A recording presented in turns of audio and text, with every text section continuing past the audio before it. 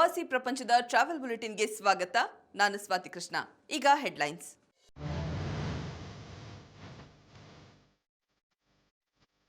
ಬನ್ನೇರುಘಟ್ಟ ಉದ್ಯಾನವನಕ್ಕೆ ಆಗಮಿಸಿದ 4 ವಿದೇಶಿ ಅತಿಥಿಗಳು ಸ್ವಾಗತ ಕೋರಿ ಮಾಹಿತಿ ಹಂಚಿಕೊಂಡ ಸಚಿವ ಈಶ್ವರ್ ಖಂಡ್ರೆ.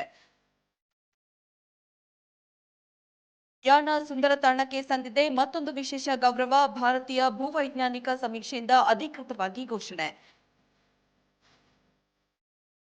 ಪ್ರವಾಸೋದ್ಯಮ ಉತ್ತೇಜಿಸಲು ಭಾರತೀಯ ಸೇನೆಯ ಹೊಸ ಪ್ಲಾನ್. ಉತ್ತರಾಖಂಡದಲ್ಲಿ ವಿವಿಧ ಸಾಹಸ ಕ್ರೀಡೆಗಳ ಆಯೋಜನೆ.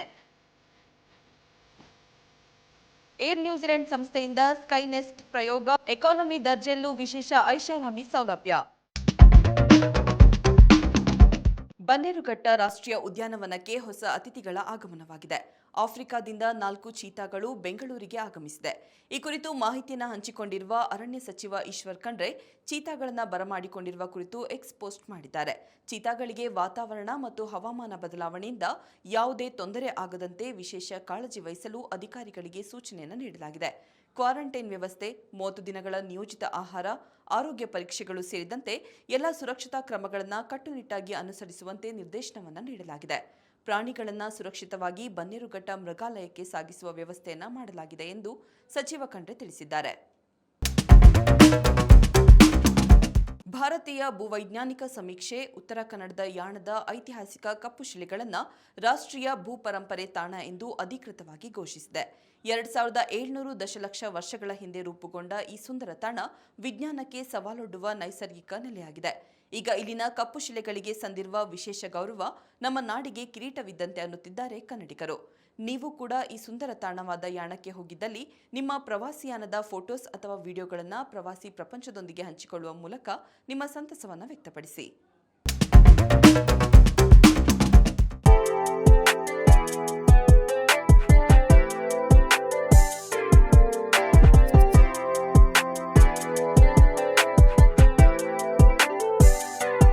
ಬುಖಾರಾ ನಗರವು ಸುಮಾರು 2500 ವರ್ಷಗಳ ಇತಿಹಾಸವಿರುವ ಒಂದು ಅದ್ಭುತ ತಾಣ. ಇದನ್ನು ಮಧ್ಯ ಏಷ್ಯಾದ ಪವಿತ್ರ ನಗರ ಎಂದು ಕರೆಯಲಾಗುತ್ತೆ. ಇಲ್ಲಿನ ಬಹುತೇಕ ಕಟ್ಟಡಗಳು ಸಾವಿರಾರು ವರ್ಷಗಳ ಹಿಂದಿನವು ಮತ್ತು ಅವು ಇಂದಿಗೂ ಸುಸ್ಥಿತಿಯಲ್ಲಿವೆ.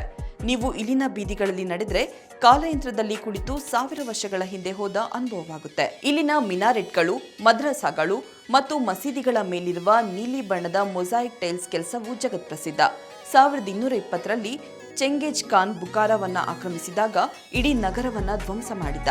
ಆದರೆ 47 ಮೀಟರ್ ಎತ್ತರದ ಕಲ್ಯಾಣ್ ಮಿನಾರೆಟ್ ಮುಂದೆ ನಿಂತಾಗ ಅದರ ಭವ್ಯತೆಯನ್ನ ನೋಡಿ ಬೆರಗಾಗಿ ಅದನ್ನು ಮಾತ್ರ ನಾಶ ಮಾಡದಂತೆ ತನ್ನ ಸೈನ್ಯಕ್ಕೆ ಆದೇಶಿಸಿದನಂತೆ. ಬುಖಾರಾ ಎಲ್ಲಿದೆ?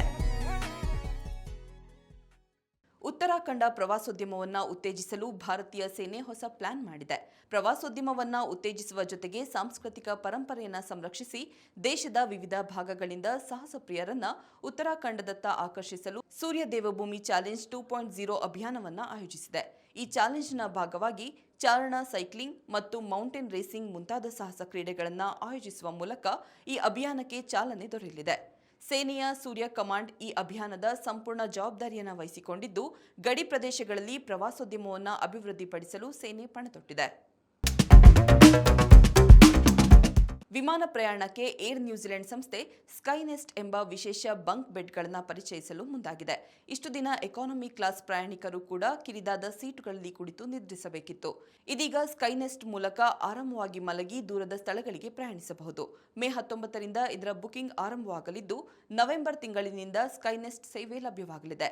ಈ ಬಂಕ್ ಬೆಡ್ಗಳ ಬಳಕೆಗೆ ಕೆಲ ಷರತ್ತುಗಳನ್ನು ಹಾಕಲಾಗಿದ್ದು, ಒಂದು ಬಾರಿಗೆ 4 ಗಂಟೆಗಳ ಕಾಲ ಈ ಸ್ಲೀಪಿಂಗ್ ಪ್ಯಾಡ್ಗಳನ್ನು ಬಳಸಲು ಅವಕಾಶವನ್ನು ಕಲ್ಪಿಸಲಾಗಿದೆ. ಪ್ರಯಾಣದ ಆಯಾಸವನ್ನು ಕಡಿಮೆ ಮಾಡಲು ಮತ್ತು ಎಕಾನಮಿ ದರ್ಜೆಯಲ್ಲೂ ಐಷಾರಾಮಿ ಸೌಲಭ್ಯ ನೀಡಲು ಈ ಬಂಕ್ ಬೆಡ್ಗಳನ್ನು ಪರಿಚಯಿಸಲಾಗಿದೆ ಎಂದು ವಿಮಾನಯಾನ ಸಂಸ್ಥೆ ತಿಳಿಸಿದೆ. ಈಗ ಕ್ವಿಜ್ ಟೈಮ್. ಇಂದಿನ ಪ್ರಶ್ನೆ: ಪ್ರವಾಸೋದ್ಯಮವನ್ನು ಉದ್ಯಮವೆಂದು ಘೋಷಿಸಿದ ಭಾರತದ ಮೊದಲ ರಾಜ್ಯ ಯಾವುದು?